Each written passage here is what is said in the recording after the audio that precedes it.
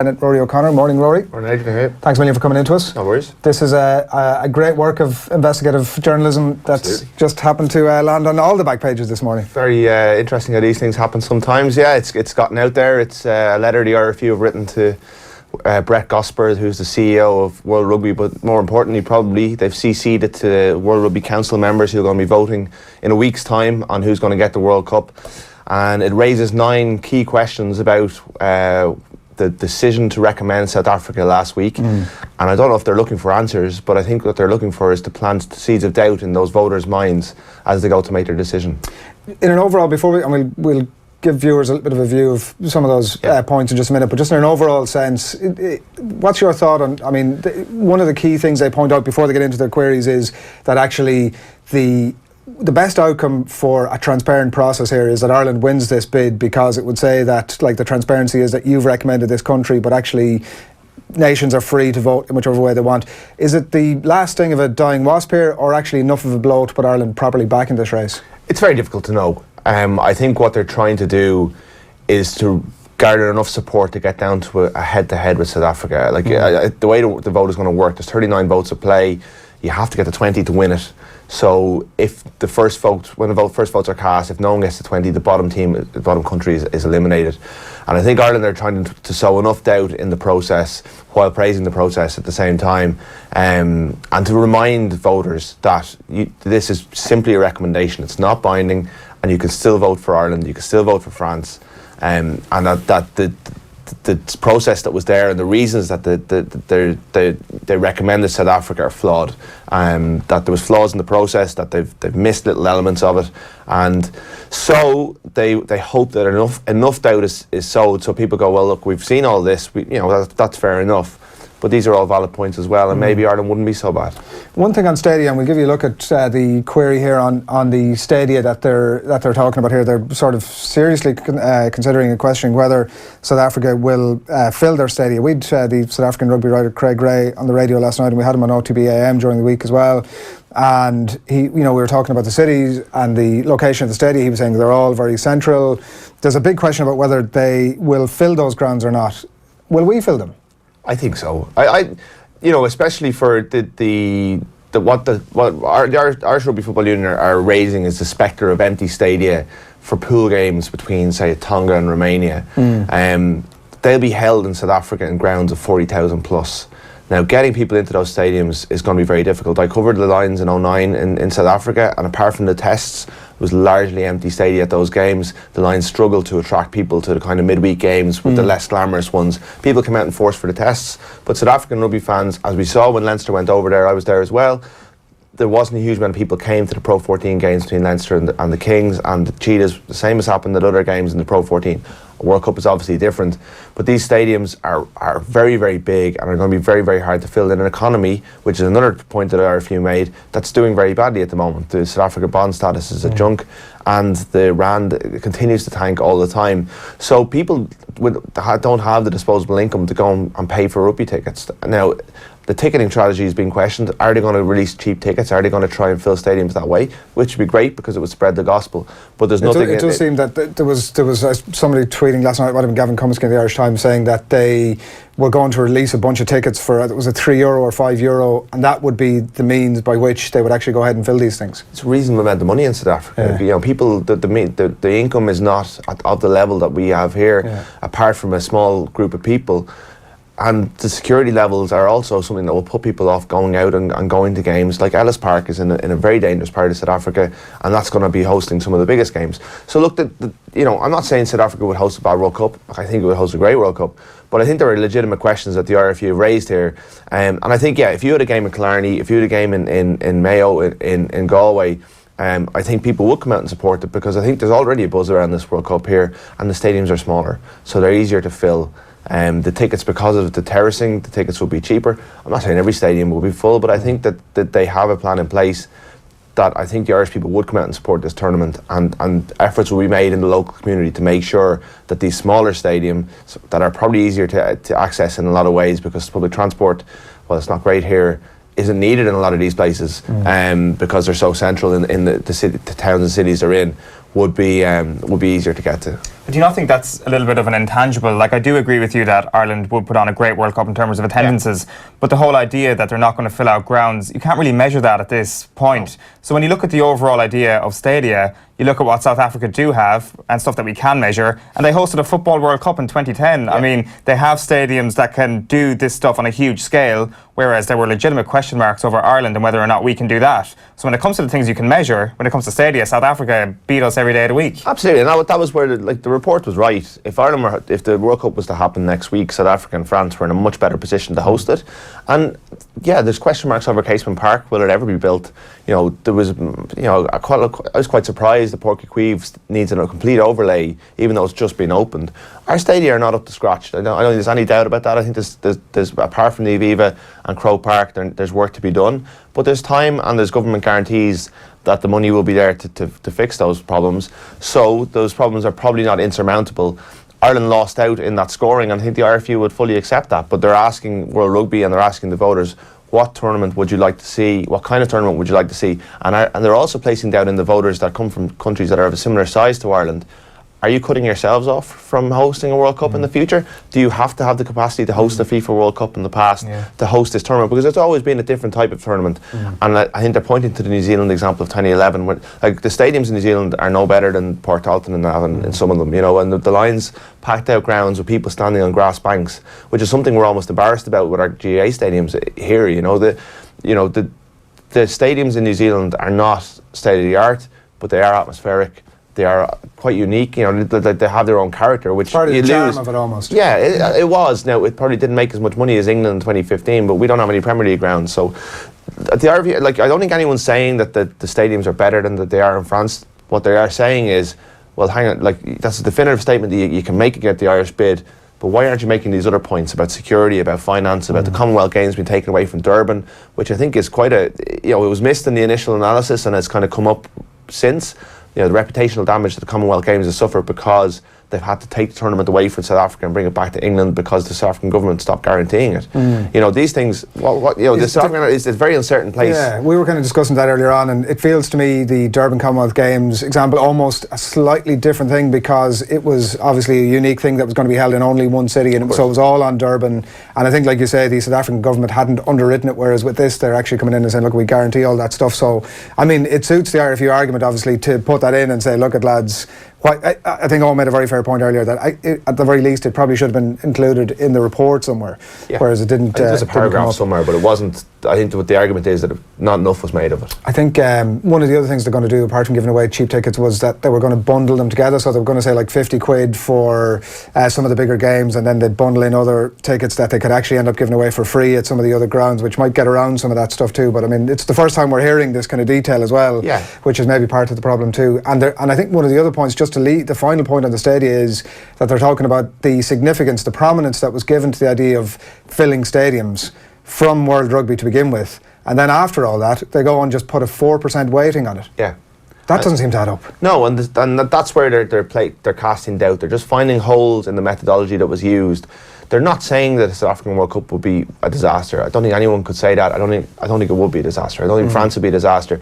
Ireland wouldn't be a disaster. That was one of the fundamental points of the report. They're just saying, well, you've made definitive statements about our stadia, but you're not giving the significant, the proper weighting to the fact that they'd be full, or the fact, and I think they're not making any statements about deriding the South African bid, but they are trying to cast enough doubt on the process, so that when people go to vote next week, they're going, well, here's a report. It's very informative, but it's not everything. Because that's what Ireland are relying on at this stage. Security thing is such an important thing in the context of world events at the minute, and where we're headed from a society point of view and politically and all of that good stuff. And again, it seems as if now we're obviously waiting for World Rugby and Brett Gosper to respond to this. Whether he does that publicly or privately, I suspect that before the vote happens, he's probably not going to be making any great public utterances on this, unless you can tell us otherwise. But the security one, the suggestion, and we can have a look at it from the IRFU, is that they're saying that a world-class security review was not undertaken. I mean, that would be that would be astonishing, and would appear to be a step back from previous tournaments. I wonder if the IRFU are almost hoping that there's no responses to these questions, that these questions are continuing to linger over the whole thing next week. I know that Dick Spring's letter, which I got my hands on and published on Saturday. That was last week, was it? That was last sent right after the vote. Okay. There was this letter from Philip Brown was in response to a response to that letter, and it was just a thanks, we got your letter kind of thing. You know, there wasn't a huge amount of detail. I don't know, Brett Gosper's in a very neutral position. He can't really go about, obviously they slapped down the French for their kind of more bombastic megaphone diplomacy from Bernard Laporte. You know, the Irish have phrased this very... it's a very Irish written... I think those two utterances best represent both of our societies. The French who come out and say, screw you, this is not right, and the Irish, it's like it feels like a very politely delivered bullet. Yeah, but there's definite... You know, there's weight to it. Like there's definite lines in there that you go that you can take and really go, well, he's kind of gone for it here, you know. And I suppose that's what we want from, you know, we still want this World Cup. Most, you know, it would be a shame for Ireland to go, well, that's the recommendation and go away. I know that's what South Africa want everyone to do. So yeah, like the security issue is a big one. I mean, South Africa is, you know, anyone who visits it is aware that there is safety concerns around it. It's the same with Rio. It's the same with a lot of kind of cities of that ilk, or it's countries of that ilk. Like around Johannesburg, you don't go walking around the city. Like it's not like Dublin. You know, I walked in this morning.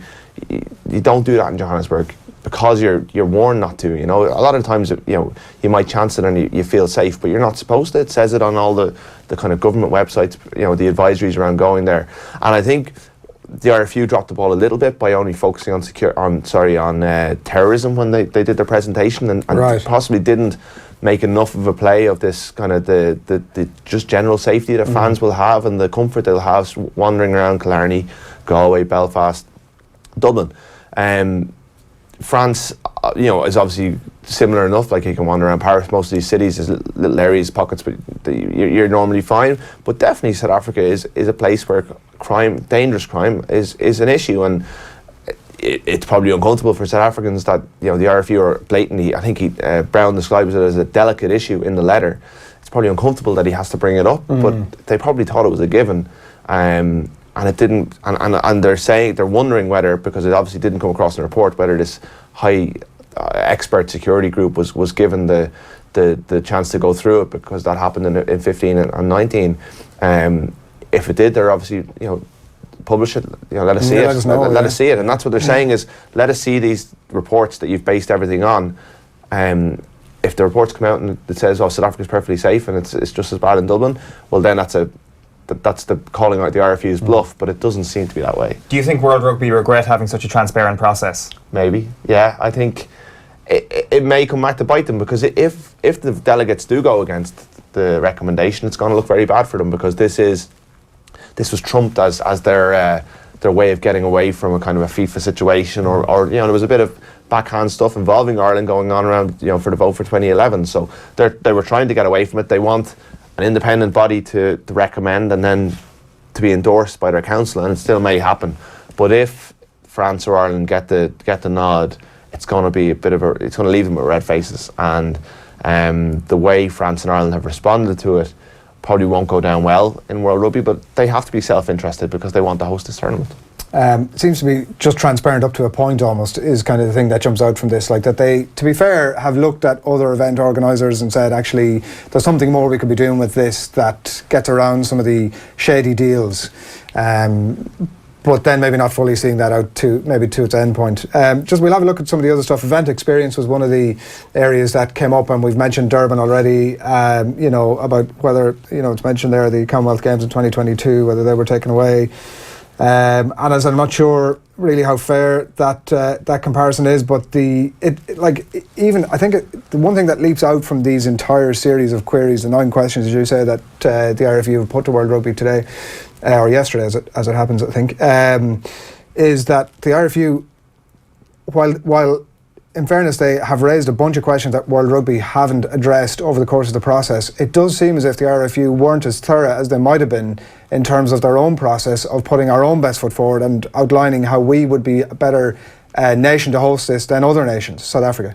Well, you could definitely criticise them for not getting anything across as uniquely, a USP. You know, if you look across the scoring of the categories, in that report last week, Ireland were not outstanding in any one. Their vision was ahead of France and South Africa, and there was little bits in the report, but in no one category did Ireland come out on top, and that was a failing of the Irish bid. There's absolutely no doubt about it. And Jury Roux, the South African CEO, has said, as he rose above, he did say, we could be doing this. We could be poking holes in the Irish bid. I mean, it does say that, if you dig deep, are there enough hotel beds in Ireland? They say that I think it was a 46% increase is expected between now and 2023. That seems quite high.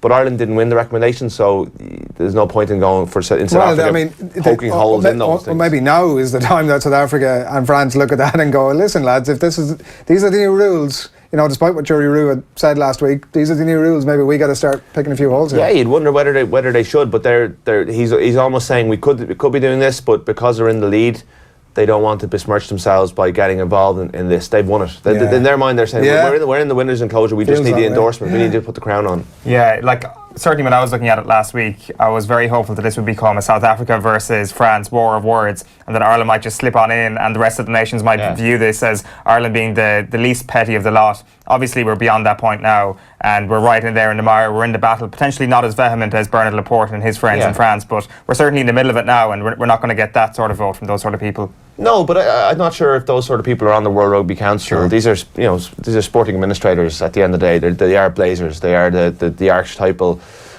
people who go and vote for these things, and they are certainly there is the capacity to influence them, I think, and the IRFU have years of experience in this realm. So the new process of the technical review report is over, and now they're back in their more comfortable situation, and this is the way that the business has always been done. So it depends how welcome the transparency is. We're hearing that England are still supporting Ireland, so they're that is a good thing for us. There's a certain amount of support that they would have already hit in bag, because they've been lobbying these people for 2 years. They weren't lobbying the technical review group. The three countries have been lobbying these 39 votes essentially for 2 years. So they're almost saying, well, take that, read it, that's fine, take it under advisement, but nothing has changed, and there's flaws in the process. Will you be safe? Will the stadiums be full? And they're just hammering home the same kind of questions about what a South African World Cup would look like, in the hope of placing enough doubt so that enough votes will swing the Irish way. Because the French votes are really no use to Ireland, except for to reduce the South African bid beyond 20, which is what they need. A few comments into us here on social media this morning on Periscope from Al Conroy, who says, it's over, save your breath. If South Africa don't get it, France will. It would seem as if we might be headed that way. Fran O'Connor says it's a joke giving it to South Africa given the economic situation there. Absolute disgrace, as you said, they're in a junk situation, Rory. Noel Cahill, Tom McGurk hit the nail on the head with his piece in the Business Post. The headline of that was, is this really about saving South African rugby? Which, might be certainly one of the more left field, but potentially one of the more valid rationale behind this. Niall Hegarty on whether Ireland could fill stadiums. It would mean traffic chaos, says Niall, and thousands of people not making it to games due to our substandard transport infrastructure. So they've obviously addressed all of that, the IRFU. Just on a final point, Rory, so the letter was sent to them earlier this week. We're awaiting a response. I wonder if we're going to get that.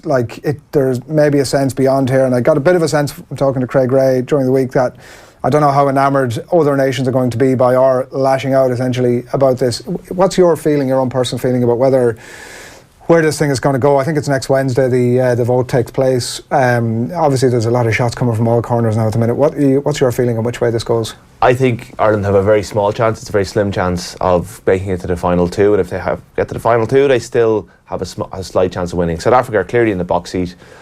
Craig, and I see it from Brendan Nell, another prominent South African journalist, and I think if Ireland were getting this if Ireland had won the recommendation and South Africa and France had adopted a similar approach, we'd be all feeling quite wounded about our infrastructure and everything. We'd suddenly be a bit more sensitive about our beloved road network and all that sort of thing. So that's what would have happened. There's not enough hotels. There's not. There are doubts about all these things. So the South Africans are obviously defending their own corner. They don't like it, but I think any other nation would do this. I don't think anyone would. Why would you go willingly into the night? Why would you go quietly into the night? I mean, you have to fight your corner. You have to go until the last, because there are votes to be won.